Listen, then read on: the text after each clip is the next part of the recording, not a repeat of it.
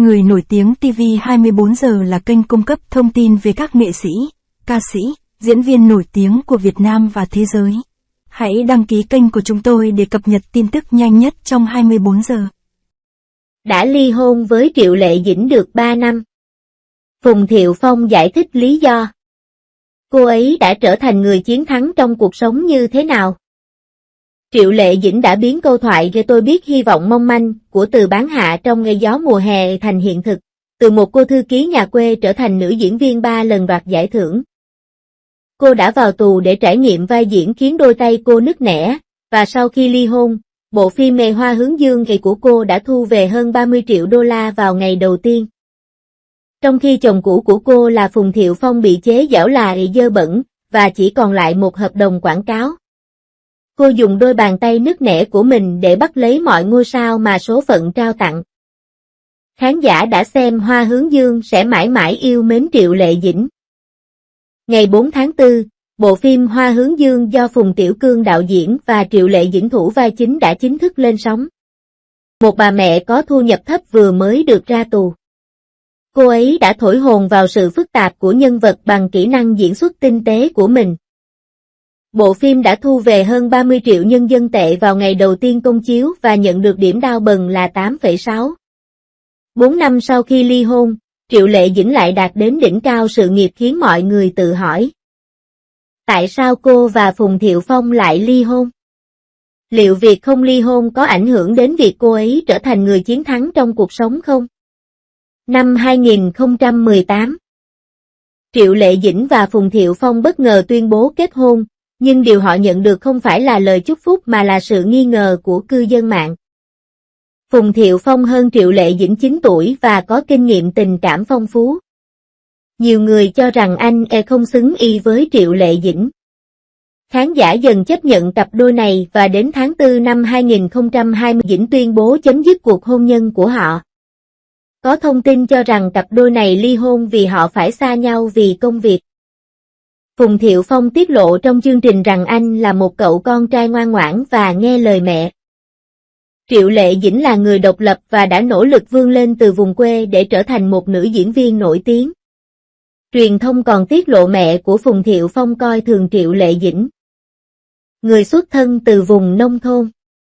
Gia đình họ Phùng hy vọng con dâu sẽ từ bỏ sự nghiệp, trở về với gia đình và sinh đứa con thứ hai. Điều này trái ngược với mục tiêu theo đuổi sự nghiệp của Triệu Lệ Dĩnh.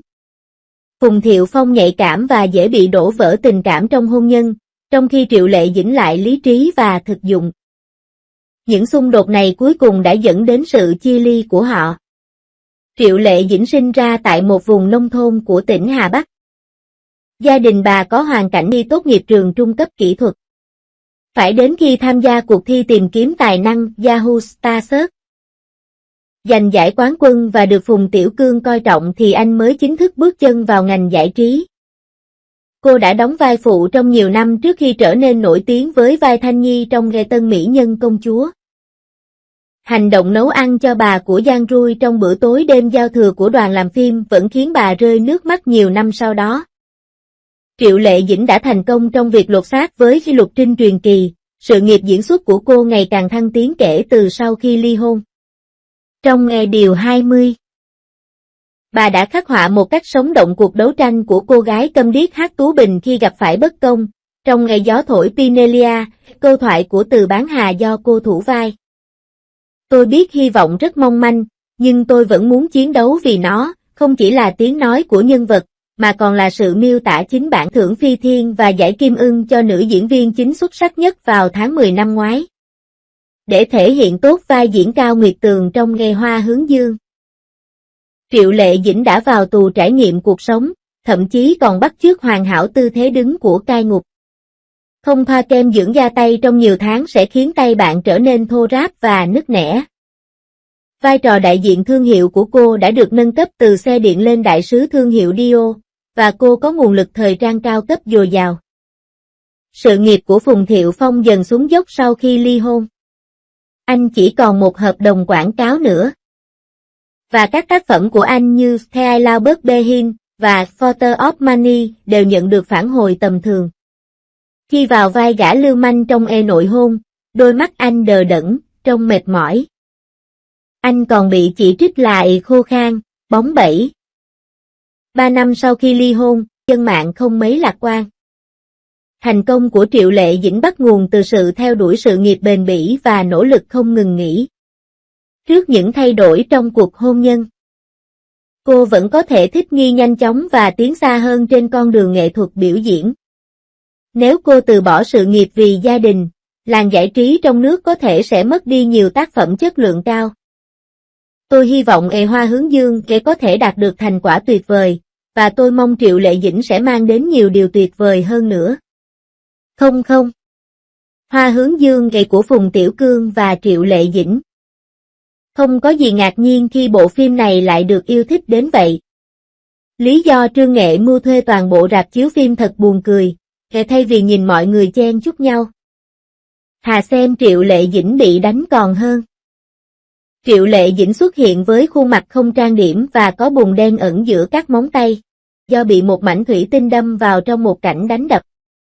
Khán giả đã khóc hết nước mắt sau buổi biểu diễn và bật khóc khi nghe ca khúc The White Girl.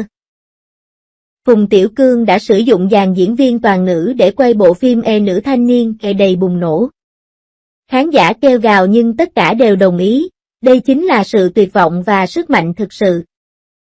Đầu tiên là bộ phim bom tấn Hollywood Robocop 4, với những hiệu ứng đặc biệt điên rồ, sau đó là bộ phim nghệ thuật Love Without Words của Trương Nghệ Hưng rất sâu sắc. Và rồi Xung Phao ra mắt giữa chừng. Lần này Phùng Tiểu Cương không đùa cợt nữa. Anh đã đưa Triệu Lệ Dĩnh vào câu chuyện về một nữ tù nhân được thả sau khi chấp hành án thành một câu chuyện lấy đi nước mắt của cả nước. Điều thậm chí còn đáng kinh ngạc hơn là Trương Nghệ Mưu đã đập vỡ ví ngay tại chỗ sau khi xem bộ phim. Lý do này buồn cười đến mức có thể khiến cư dân mạng. Những người muốn uống rượu với tôi có thể xếp hàng từ quận Triều Dương đến Thông Châu. Thay vì cùng họ đi xem đám đông đông đúc, tôi thà mời mọi người đi xem Triệu Lệ Dĩnh bị đánh còn hơn. Ngay khi những lời này vừa thốt ra, hành động chạy theo danh vọng ngược đời của Trương Nghệ Mưu đã trở thành chủ đề bàn tán xôn xao, cư dân mạng cười đến mức vỗ tay xuống đất.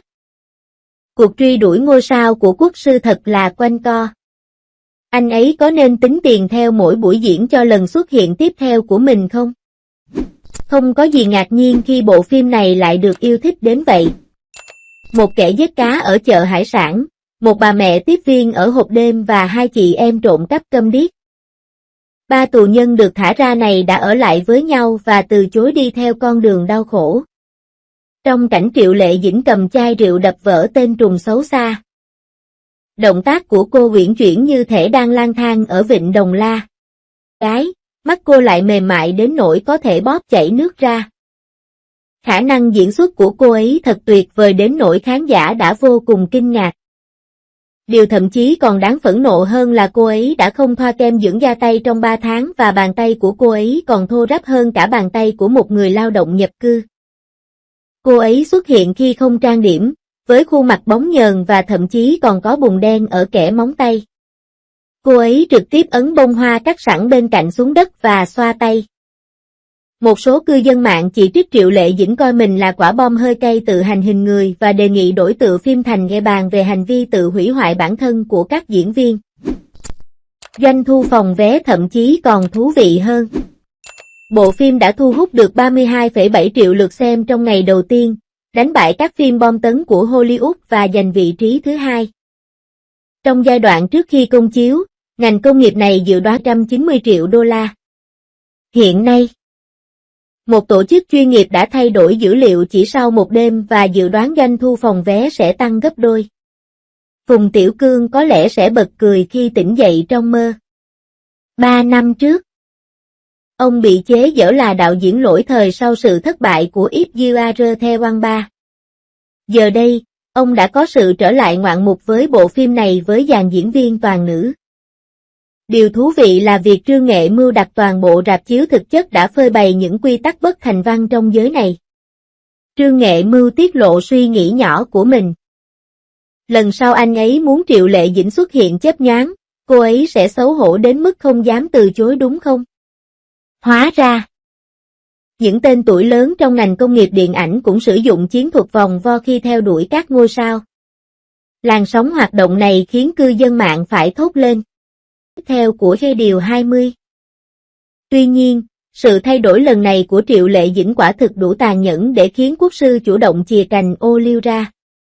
Khi quay cảnh tù, cô đã ăn và sống như những tù nhân thực sự, học cách hút thuốc, chửi thề và mặc cả, thậm chí lính canh nhà tù còn gần như đối xử với cô như một tù nhân.